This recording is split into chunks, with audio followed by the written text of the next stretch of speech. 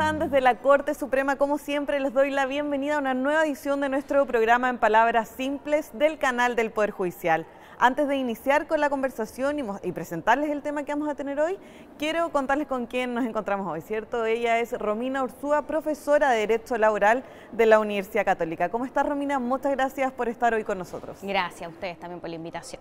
Perfecto. ¿Y Seba, cómo estás? Bien, ¿y tú, Francisca? ¿Cómo te ha ido? Bien, también, todo bien. Qué bueno, Cuéntanos. Romina. Muchas gracias por estar con nosotros porque hoy día la verdad es un programa muy entretenido y muy útil para las mujeres que quedan embarazadas y que a veces están en una situación de no tienen contrato, ¿qué tienen que hacer? ¿Cómo poder resguardarse ante esto del prenatal y el postnatal? Pues bueno, eso es lo que vamos a conversar hoy día para que estén muy atentos con ese tipo de temas. Para empezar, obviamente vamos a entregar una pequeña cápsula informativa para ya meternos de lleno a lo que es el tema que trataremos hoy. En octubre del año 2011 se modificó la Ley 20.545 sobre protección a la maternidad. La normativa extendió el descanso postnatal para mujeres trabajadoras, 12 y 18 semanas más si la trabajadora decide hacerlo en media jornada. Esta modificación incluye a mujeres que trabajan de forma independiente, quienes deben tener un año mínimo de afiliación previsional y estar en FONASA o una ISAPRE durante el mismo periodo. De esta manera tienen el derecho a recibir el pago del sueldo de FONASA o ISAPRE dependiendo de la afiliación de la trabajadora. ¿Qué herramientas judiciales tienen las mujeres cuando no se respeta esta ley? Bueno, Romina, hay bastantes factores para poder resguardar el derecho a postnatal de las mujeres hoy día según la ley, por lo que tenemos entendido. Mira, yo creo que es importante hacer una distinción de aquellas mujeres dependientes, es decir, con contrato de trabajo, y aquellas mujeres, entre comillas, independientes, que están con contratos de carácter civil, no laboral, como son los contratos honorarios o de prestación de servicio, ¿ya? Haciendo esa distinción hay que tener en cuenta que los derechos de ambas trabajadoras o de ambas personas, para no ponerle la connotación de trabajador propiamente tal. Ambas relaciones laborales. Claro, de ambas relaciones jurídicas, porque no todas son, los contratos honorarios no son necesariamente relaciones laborales, porque no están con subordinación y dependencia. Entonces, estas dos relaciones jurídicas tienen las mujeres derecho a su prenatal, postnatal y postnatal parental. ¿Ya? Hay que hacer la distinción de estos tres derechos.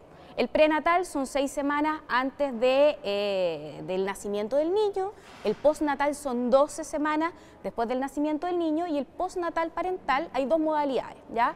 12 semanas después del parto, o sea, 12 semanas después del término del postnatal parental o 18 semanas si la trabajadora se reincorpora trabajando medio tiempo, ¿ya? Esas son las modalidades. Ambos tipos o ambas personas tienen estos tres derechos que les acabo de mencionar, sin embargo los requisitos para poder obtener dichos derechos son distintos, ¿ya? Me explico. La trabajadora dependiente, es decir, con contrato de trabajo, ¿qué necesita para acceder al subsidio por pre, post y postnatal parental? Estar afiliada al sistema de AFP durante 6 meses, ¿ya? Y tener por lo menos 3 cotizaciones continuas o discontinuas previas al prenatal en este periodo de 6 meses, ¿ya? Y además estar obviamente afiliada al sistema de salud, ya sea FONASA o ISAPRE, ¿ya? Y por su parte, la trabajadora independiente requiere un tiempo de estar afiliada al sistema mayor, es decir, requiere 12 meses de estar afiliada al sistema de AFP y requiere a lo menos 6 cotizaciones continuas o discontinuas en este periodo de 6 meses previo al beneficio de prenatal, ¿ya? Y además, evidentemente, estar en el sistema de salud, ya sea ISAPRE o FONASA, ¿ya? Entonces, si te das cuenta, los requisitos son distintos dependiendo del contrato a la cual ellos están sujetos, claro, ¿ya? De cada situación. Eso en cuanto al beneficio del pre y postnatal propiamente tal, que entre comillas no distingue si tú eres trabajadora con contrato de trabajo o si bien tienes un contrato de carácter civil, que es un contrato de prestación de servicio a honorario, ¿ya? De hecho, supongamos lo que es cuando la gente que está boleteando. Exactamente, claro. O sea, en palabras muy sencillas, el que boletea. El que boletea y el que está contratado de manera indefinida. Claro, es importante ahí hacer una distinción, porque las personas que están, entre comillas, boleteando, no se rigen por las normas del Código del Trabajo, porque esa es una relación de carácter civil.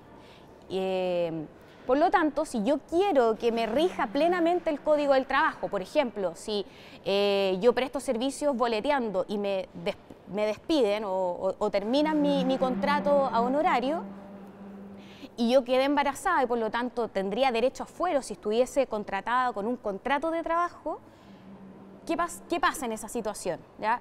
Yo voy a tener que pedirle al juez laboral que esta situación en los hechos no es una situación de carácter civil, sino de carácter laboral, ¿ya? Y para ello el juez laboral tiene que ver si existen indicios que nosotros los denominamos de subordinación y dependencia. Por ejemplo, en palabras bien sencillas, si es que cumple o no cumple horario, si es que está sujeta a normativas, por ejemplo, le dieron un reglamento interno, o bien tiene que reportar su función a una persona, tiene que trabajar de forma exclusiva para ese prestador, para ese mandante, por decirlo de alguna forma.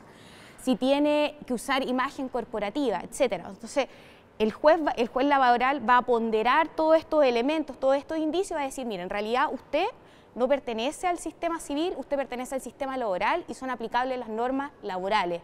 Por lo tanto, si usted terminaron su contrato de forma, entre comillas, anticipada, la van a tener que reincorporar y usted va a estar sujeta a fuero laboral.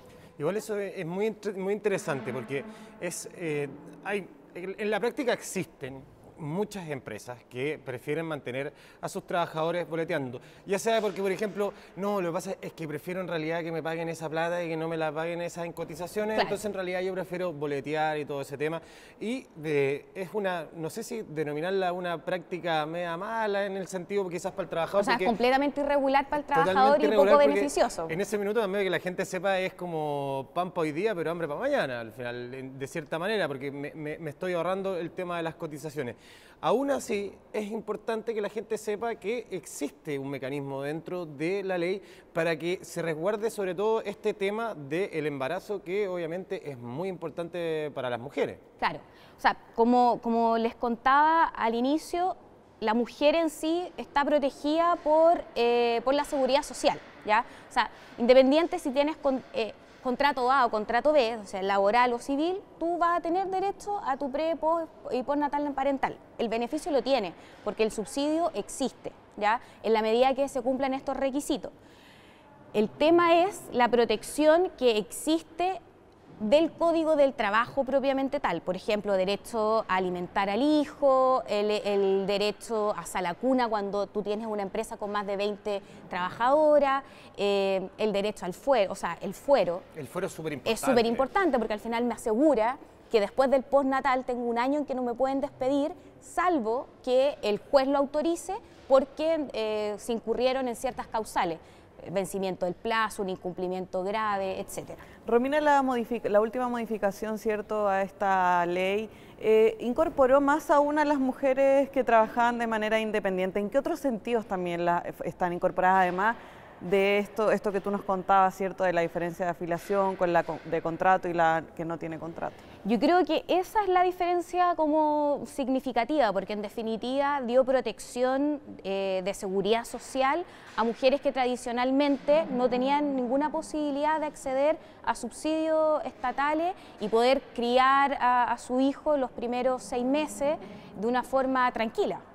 Sobre todo, imagínate, en situaciones actuales donde muchas mujeres son jefas de hogar. Entonces, estar, entre comillas, 6 meses sin percibir honorario, en este caso, sin percibir un ingreso, es una cuestión súper complicada. O sea, ellas tenían la guagua y tenían que seguir ir a trabajar. Y también cada vez son más las personas, y entre ellas muchas mujeres, las que tienen sus propias empresas, claro, independientes. Entonces, a partir de eso comenzó esta discusión de cómo lo hacían con esas mujeres y fue por lo que se modificó finalmente. Solo lo que hay que ser riguroso en cuanto a los requisitos. O sea, tengo que estar afiliado, o sea, y eso también es un llamado también a que a todos los trabajadores independientes o dependientes coticen. Es muy interesante porque acá lo que se hizo es incorporar a un mundo de mujeres que obviamente estaban quedando vulnerables frente a lo que era tener un embarazo, pero yo quería retroceder un poquito porque me queda dando vueltas sobre todo el tema de aquellas personas que están siendo, porque la verdad que uno ve bastantes casos de gente que está boleteando y que algunos por su beneficio, otros porque en realidad el trabajador definitivamente no le quiere hacer un contrato y se está aprovechando de cierto... El empleador, perdón, está aprovechándose un poco de la situación como tal, que lo que sucede en el sentido de que cuando una persona queda embarazada, después la ley, ya cuando va al juez y el juez laboral determina que efectivamente es una relación laboral, en parte también lo encuentro muy positivo que la ley les obligue al empleador y le diga, listo, se acabó esto y tú tienes que contratar ahora, y ahora de aquí en adelante comienzan las reglas como si la persona estuviera contratada. Me imagino que ahí también eso significa que esa persona va a tener el año de fuero que tienen posteriormente cuando regresan a trabajar. Exactamente, ¿no? o sea, el juez laboral lo que hace es declarar de que esa relación nunca fue civil, sino que siempre fue laboral. Y eso porque el Código del Trabajo, en su artículo 8, establece una presunción de laboralidad. ¿Qué dice el Código? Si usted está dentro, o sea, si usted le paga remuneraciones, si tiene subordinación y dependencia, esta relación es laboral. Se presume la laboralidad de dicha relación, ¿ya? Entonces el juez lo que hace es declarar esa situación preexistente en los hechos, en la práctica. Por lo tanto, el contrato de trabajo se va a entender fechado desde el contrato de prestación de servicio. Una última pregunta, Romina, que creo que también es importante. Bueno, primero, si es que esto significa algún tipo de reprimienda hacia el empleador que ha tenido, mantiene a esta persona honorario, por un lado.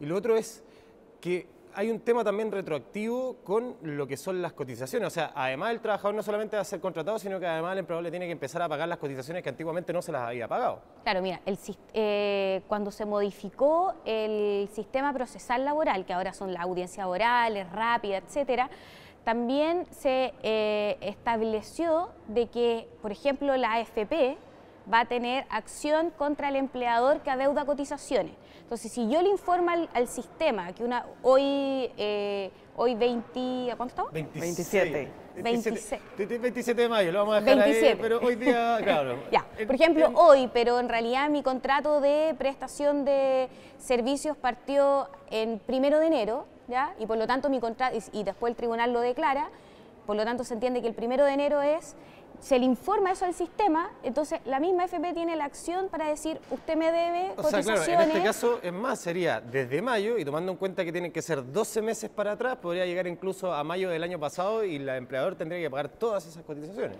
En la medida que la relación laboral que se establece a través del juicio declarativo sea 12 meses anteriores.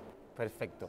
Romina, muchísimas gracias. Gracias de a verdad ustedes. estuvo muy entretenido y bastante claro para las personas, aquellas que quieran saber qué hacer si es que se encuentran en una situación y dicen, chuta, es que no estoy contratado, ¿qué hago? Bueno, lo más importante me parece a mí, como conclusión, es que coticen.